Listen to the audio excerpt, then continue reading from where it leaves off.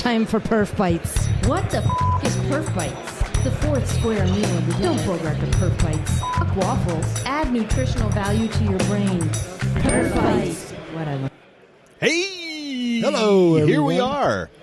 We are wrapping up day one at Dynatrace Perform 2019 in Las Vegas. Las Wages. Stay right on the mic there, sir. Yeah. So we're good. This is just you and me. Brian's not here doing anything. So now we can talk about Brian behind his back, right? I really hate what he did to the Beach Boys. I really do. It was tragic. He should have been on medication. I know. Well, he was probably. Yeah. Yeah, but anyway, it's actually been really fun. We posted, if people listening now, we posted some live things throughout the day and then some pre-recorded stuff just to fill the blanks. Yep. Which was fun, but nonetheless, there's a whole bunch of good content. James, before we go any farther, this is our fourth Dynatrace Perform in a row. Yes. It doesn't seem like we've been at every one for 4 years. Well, I still did not have hair at the first one. So. No, yeah, that hasn't changed. No. It's about the same. Your hair was not blue then. No, it was old man gray, kind of white, silver gray thing, Yeah. But this is a tremendous event. And remember the first year we talked about it, like it was like the old Mercury conferences where it was just a room of... It had an energy associated with it. A perf geek energy. Yeah. Like super perf geek energy. Now, things that have transformed. We do have more geeks this year than in previous years. Yeah, there are more perf geeks. Yeah, I think we've gone from about 1,000 attendees. I think Laura said around 2,000 this year. Almost 2,000, yeah. But what I've noticed is more suits. Well, not necessarily a bad thing. Maybe so, but also then you've got Dave Anderson, the head of marketing, global VP, whatever he is, and he's Mr. Converse All-Stars things. Like, so yeah, he's wearing a T-shirt just like the rest of us. Which is like the perf nerd suit. Yeah. Like Perf Bite shoes. Yeah. You know, who go figure, where did they come up with the perf geeks like Converse All-Stars? Imagine that. That'd be you and me. Yeah. 6 years ago doing this podcast. But yeah, so it's bigger. It's and bigger. There's more people. It got a little bit more structure to it. And do you remember some of the sessions that we heard about that first year in Orlando, like 4 years ago? I honestly don't. There was a lot of Appmon still profiling, diagnostics, optimizing apps. I was on a panel just talking about, what are the biggest problems you're identifying. I remember the Segway-like robot cruising up and down the hallway. Oh yeah, that was scary. Yeah, with the bit. iPad on top of it. Yeah, but it was a app performance diagnostic geek thing. And now all the messages, things we get from main stages, pipeline delivery optimization, AI. operations, and development, all the stuff that's happened in 4 years, it's changed a lot, and it shows in every session. It has changed. Yeah, which means our profession is changing. It's a whole that's other good. discussion. Evolve or die. Yeah, type of thing. I think that's absolutely right. Yeah. So Mark, we're right on the cusp of the Super Bowl here. We are. So I think it's worthwhile to talk about some of the unique performance challenges that come along with the Super Bowl. Okay. Which is different than Black Friday prep. Okay. So when we think about the Super Bowl, essentially we have every commercial is a spot sale problem.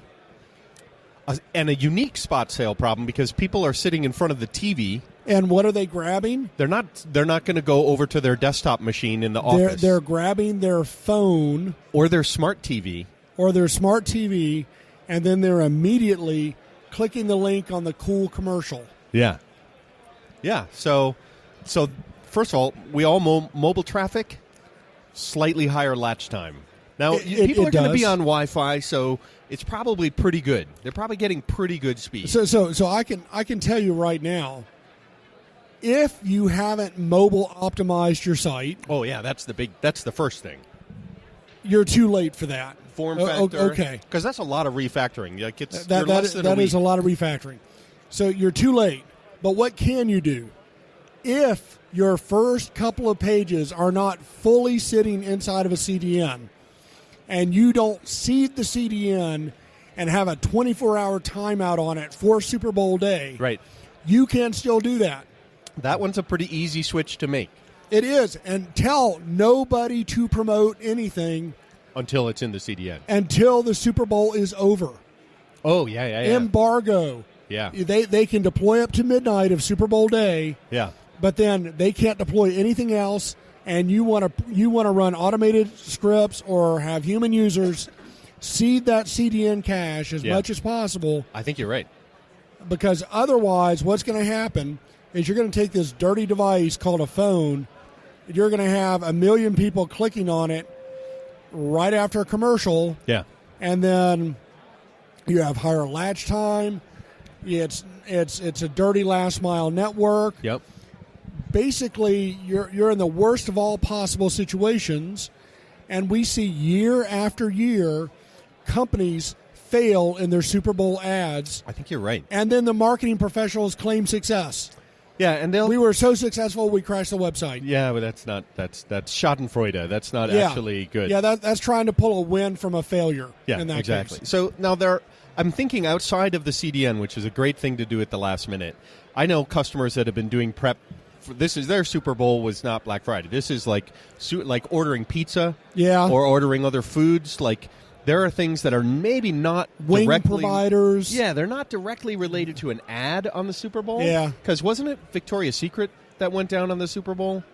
Way back when? Didn't they do like the Angels ad? This was they way had the back when. Victoria's Secret fashion show years ago that collapsed, and then they that's right. re-engineered Yeah. to go from unicast to multicast, and they saved it. But Yeah. that's a whole separate story.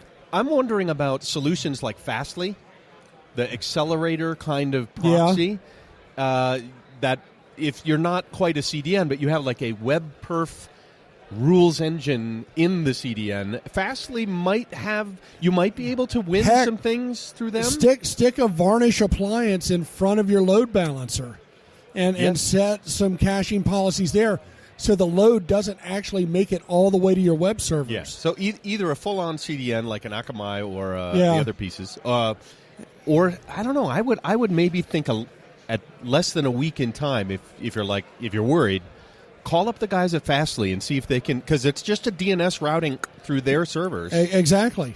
That could work really well. So I like that idea. Other than that, I think you just prepare by drinking a lot on Super Bowl day and just hope your website doesn't go down. Have your team prepared. Yeah. If it fails, make sure you capture logs from everything. Yeah. If you have Dynatrace integrated, make sure you're capturing all of that history. You have it all the way up to the point of failure. So forensically, you can go back through it afterwards and take a look at it. And this might be a good point to actually plug. If you don't have Dynatrace integrated in your back-end infrastructure at this point, and you're not sure what's going on with your logs and what your retention policy is and how you analyze them, put Dynatrace in the mix. Yeah. So at least you have that historical record, and it's being captured in the cloud, so someone can analyze without even coming on site. Oh yeah, You can leverage third parties for remote analysis live when you're having problems. Yeah. I mean, there's some very strong features there that you can take advantage of. I would even say, Dynatrace-wise, the speed with which you can be up and running from a single agent install and start getting information, it might even be worth it just to jump in the deep end of the pool and say, let's just deploy Dynatrace everywhere. Now, we're at the Dynatrace conference, and we are being paid, full disclosure, to be here because they're friends of ours. They like to pay for our travel. But honestly, let's reflect a little. Again, we've talked a bit about the announcements, the lifetime free for Developer Edition and the AI ops kind of ideas that are announced today from Dynatrace. I think that the free developer thing is really similar to when LoadRunner started doing the trial and the community edition. Henrik was here talking about the community edition. Yep. A lot of the commercial tools, it's just staving off open source. Sure, absolutely. Makes perfect sense. And open source is matured, as we know. But I don't think in the Dynatrace space there isn't that. There's not a comparable product in the Full open source single world. solution. Yeah. Yeah, I mean, that's the problem with open source in general, is you have these components that are available of a solution. Little pieces together. And even if we choose JMeter as our performance testing solution, it doesn't really have a monitoring and reporting interface. We've got to hook it together with other stuff. Elk. You're the duct tape. Yes, you are the product. The human being is the product, which is great when for you have open consultants. source. I will It say, is. if you're a consultant and you're like, I got 16 different tools that I glue together and duct tape together, and that's great. It's not a single solution. Yeah, I mean, you look managed. at the Elk stack versus Splunk or Sumo Logic. Yeah. Splunk and Sumo Logic and other log analysis tools, they are even monolithic Dynatrace has a bit of items. that, yeah. Dynatrace has a log analysis tool as well. You look at the Elk stack, it's a dozen applications. Oh, yeah. That you've got to Band-Aid and duct tape together. And maintain, manage, evolve. And if one of those revs and the rest of them aren't fully in sync, your solution is gone. Yeah, completely. But I still like the idea that that resistance we talked about before, that developers don't like getting a call from anyone, let alone a salesperson. Yes, exactly. I can see the spirit of experimentation being part of this. I want to try some tools and learn what I learn and then recommend stuff. Yep. So I think it's a very, very good announcement. As you think about what Andy's done, like the Dynatrace or even the Atmon trial stuff, very successful. I think one thing that's really a game changer is Davis was open sourced. It was 2 years ago, I guess. 2 years ago, yeah. Now they're open sourcing the AI engine itself behind Davis with a bunch of open APIs to access it. Exactly. So there's no reason why you can't take that AI engine and start feeding it data that has absolutely nothing to do with Dynatrace and have it build patterns and do analysis and things of that nature. Here's what you and I have talked about on News of the Dam multiple times, is you really have to have a monitor on like the Taylor Swift, Justin Bieber, Cardi B, or you could it's the Michael Bublé, Chance the rapper. Chance the rapper. Yeah, you gotta monitor their Twitter feed so that if the rate goes up, you need to and then correlate that to Ticketmaster, and then correlate that to another point. So I think with this, downdetector.com. Exactly. Taylor Swift says something, down detector goes off. Yep. And if you know competitors that take your traffic, if they go down, you're going to get that traffic. I could see extensible ecosystem monitoring, competitive space monitoring pulled into the AI engine. Heck, I could see the AI engine going into financial data, looking for fraud patterns and things of that nature. So, metadata about human behavior in interaction now becoming pattern recognition for anti-fraud. Yeah, because you're looking for something which is an anomaly. Right. You said, tell me something that's odd, Davis. Yeah. Oh, we've noticed these 5 people doing odd things. Yeah. Oh, tell me more. Tell me more about those 5 odd Tell me things. more about these odd people. Yeah. All right. So that's cool. I like that idea. They're all coming from a server farm in Russia, and they're posting a lot to Twitter. Yeah, that's exactly right. The open part of it. Now, I remember a lot of complaints many years ago using Atmon or the first Dynatrace. It was very, very closed. I mean, it was really hard to get data in and out of it at all. I mean, it normally has a proprietary database on the back end that was running in SQL or Oracle or something. And that has changed. As Ruxit became Dynatrace, the API was always there. The REST interface was always there.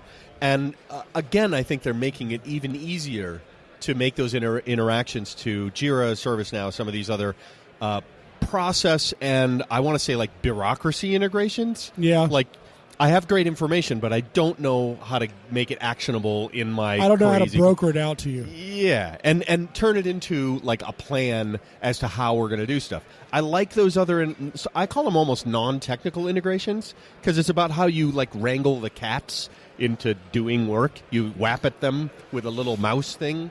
Maybe you put some cheese in the Jira ticket and then get the cats and mice, or I don't know how that works. Something like that. Clearly, I don't really know how that integration works. I don't even know how cheese works, but anyway, I like the openness part because I think that's been missing from the Dynatrace story as a strength, and now I think that could be a serious strength for them. I wonder, since we're in Las Vegas and the Super Bowl is coming up, I wonder if there's a sports book that will take bets on commercials and whether the sites go down associated with them. There's got to be a market for that. There's got to be betting against. Why don't we have a News of the Dam betting club?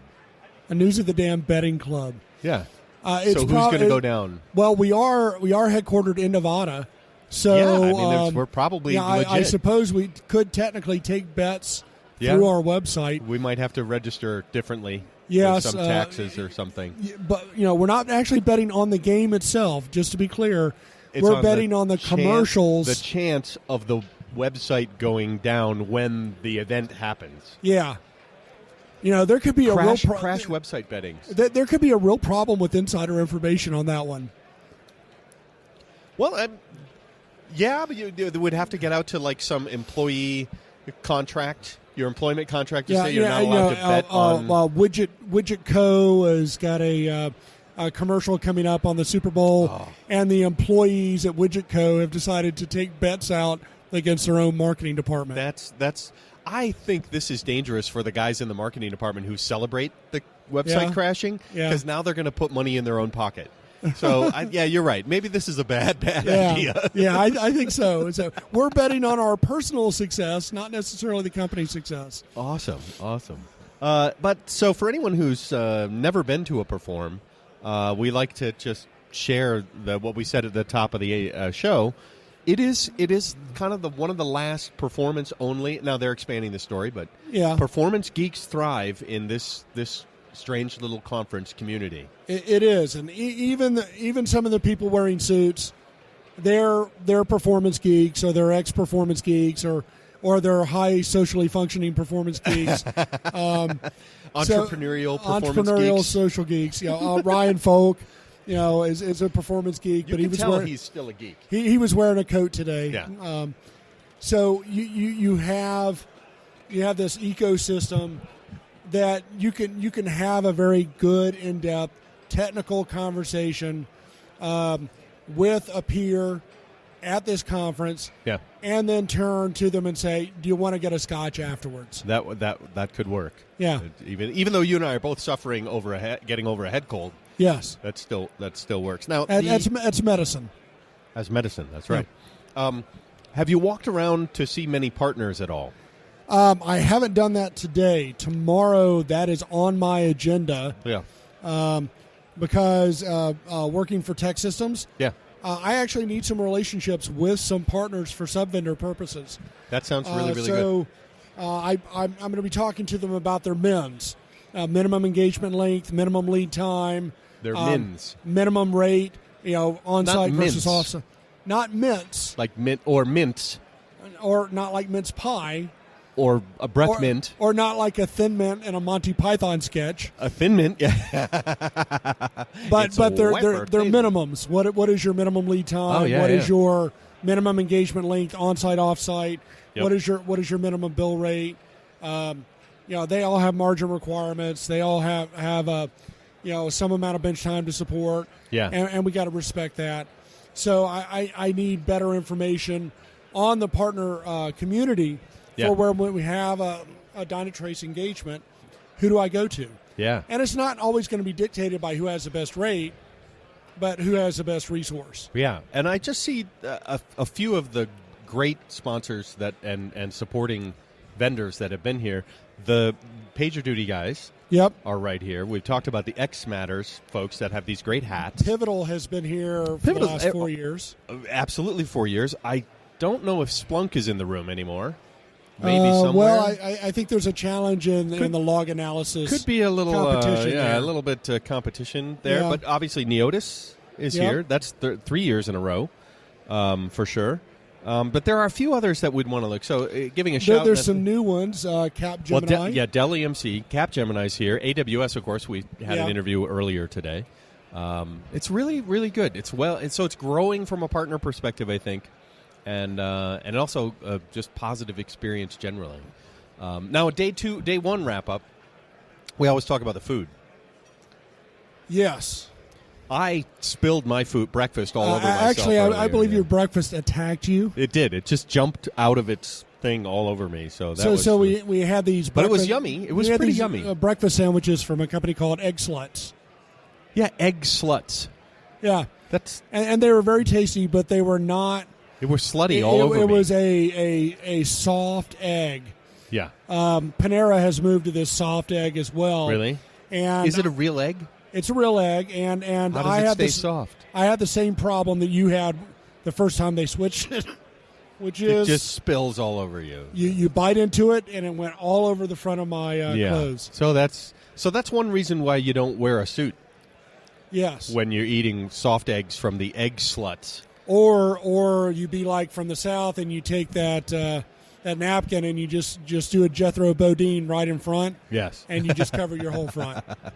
Yeah, I like that. So food-wise, the hot day always has good food. So if you come for the hot day training, the food is always excellent. Fantastic I don't know why. breakfast, lunch. Yeah. Melissa always does that planning. So I think I'm going to thank Melissa for the excellent food when I'm teaching hot day. And days 2 and 3, it's a much larger crowd. Yeah, it's huge. So they're serving all the meals in the marketplace area, which is great for the vendors.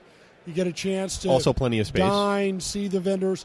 I mean, they used to break it out and have meals separate from the marketplace. Yeah. So much more exposure for the vendors. Yeah, lots of cool But, traffic. As a result, it's more a fast foodish.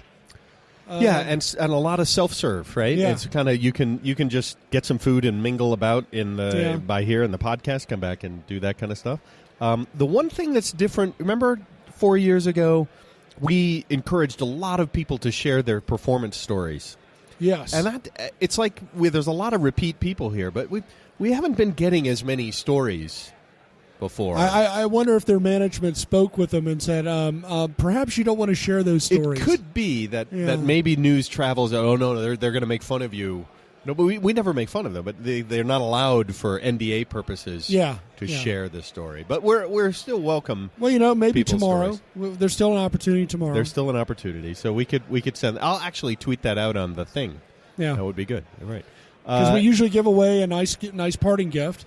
Pair of shoes. I we saw gave away a drone a couple years ago. We need to talk because I have to figure out how to redesign the Perf Bites shoes because I haven't. They got rid of the thing we used to do. I got to figure that out. I know. I'll figure that out.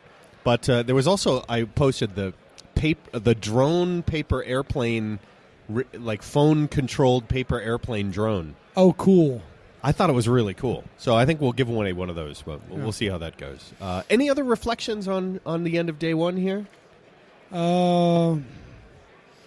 Venue-wise, I think the Cosmopolitan better suits this conference than the Bellagio did last year. Yeah. The Bellagio's conference center is so massive. It's huge. And it took so much time just to walk the venue. Yeah. That for the size of the conference, I think it was overwhelming. Yeah. The Cosmopolitan is just a great venue. Much more comfortable. For this event. It's compact. It's more intimate. Yeah. It's easy to get to and from the rooms and the event. Yeah. I agree. So I got to give a kudos and shout out to the migration from the Bellagio back to the Cosmopolitan. Yeah. The rooms at the Cosmopolitan, fantastic. Holy cow! You got quite the awesome corner room there. I don't know how I wound up with the room that I did, but it's got a porch that goes all the way around the outside. And, very nice. Yeah, a party later. Yeah, just like The Hangover. Yeah, we got a hip hop crew coming up. Yeah, no, that sounds good. I personally will probably just be taking some cold medicine and going back to sleep. Yeah. A double shot. Yeah. So Mark, what are your thoughts? Well, I just we'll wrap things up here. I'd like to just sort of thank our friends at Dynatrace for inviting us back. Yeah, this is always bigger and better and more. This is a great show. Yeah, it is really fun. So we're making we have some new fans, new friends, which is kind of fun. And we actually have a podcast sign this year. Yeah, we need to get a picture of that and post that. It's like serious. It says podcast.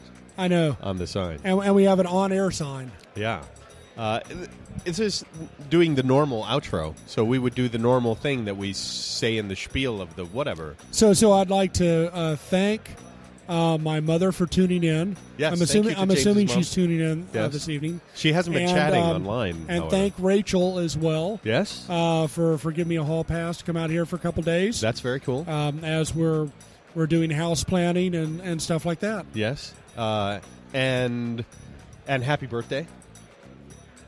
Happy birthday! Well, it's been a year since the last performance. Oh, so that's true. And I've had a birthday. You've had a birthday. I did turn the big 5-0. Yeah. We also didn't. It's Brian's birthday today. It is Mr. Wilson's birthday. I forgot it last year, and I forgot it this year because it's performed. So it's happy birthday to Brian, and I have to tell you, here we go. There we go. Happy birthday to Brian Wilson. Mr. Wilson. We are very pleased that you are joining us and supporting us in the Peer Performance Podcasting. So a great happy birthday from everyone here at Perk Fights. Yep. To Brian Wilson. All right, and we're going to catch you tomorrow.